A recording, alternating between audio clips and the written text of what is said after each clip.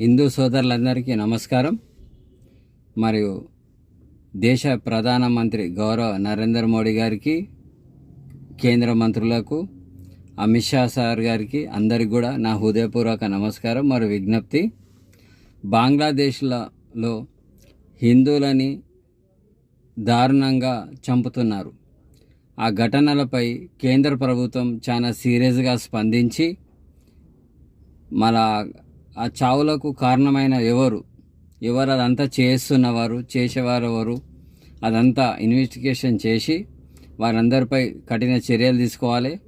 చనిపోయిన కుటుంబాలకు బంగ్లాదేశ్ తరపున, ప్రభుత్వం తరపున మరియు భారతదేశం తరపున ఆ కుటుంబానికి 2 కోట్ల రూపాయలు సహాయం చేయాలి. ఎందుకంటే వాళ్ళ కుటుంబం ఎన్నో ఆధారపడి ఉంటుంది అతనిపైన.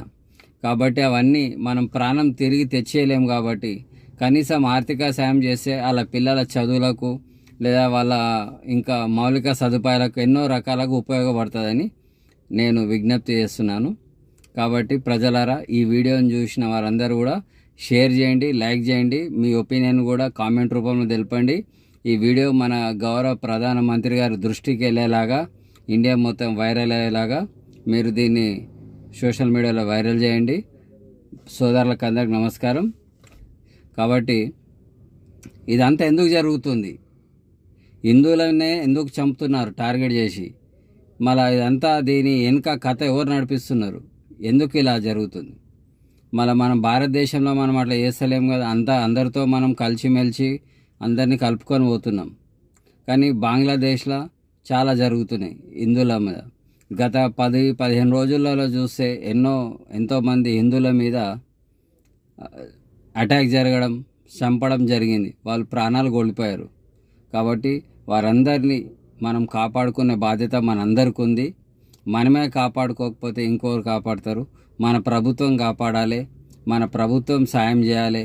మనంతా కలిసి ఐకమత్యంగా మన భారత ప్రధానమంత్రి గారికి మన ఒపీనియన్ తెలపాలి కామెంట్ రూపంలో. మీరు వీడియోలు చేసి మీరు కూడా ప్రధానమంత్రి గారికి వెళ్ళేలాగా చేయండి. సోదరులారా, ఖచ్చితంగా హిందువులందరూ కూడా అందరూ తస్మా జాగ్రత్త. మీ పక్క వారిని వేళలా అన్ని రకాల గమనించండి. ఏ మాత్రం అనుమానం వచ్చినా స్థానిక పోలీస్ స్టేషన్లో ఫిర్యాదు చేయండి. అది ఇండియాలో కావచ్చు, పల్లెల, గ్రామాలలో, పట్టణాల అంతటా కావచ్చు, హైదరాబాద్లో కావచ్చు, ఎక్కడైనా సరే ఇండియా మొత్తం అందరూ కూడా జాగ్రత్త ఉండండి. అందరూ మంచిగా ఉండదు.